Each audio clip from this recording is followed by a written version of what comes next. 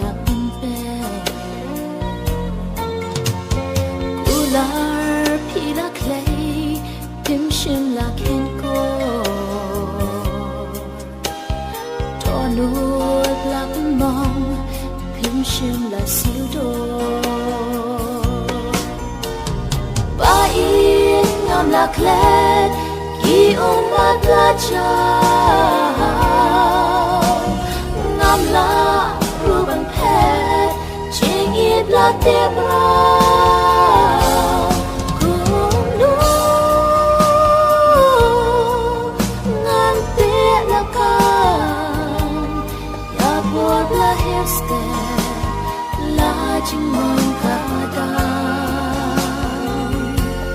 so kien kim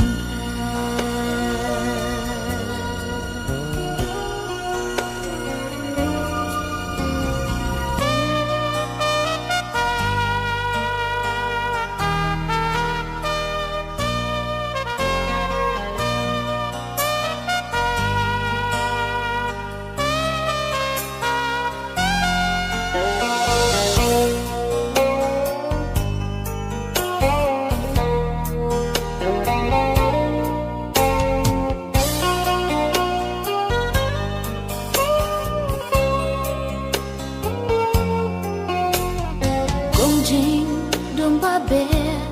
yasni ba perna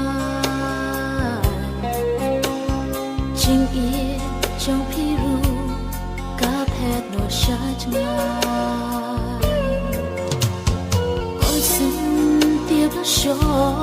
du sla ba de yo ki ku lar jong pi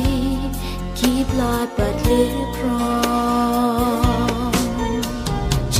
lar na yai pat ya ching it nga ai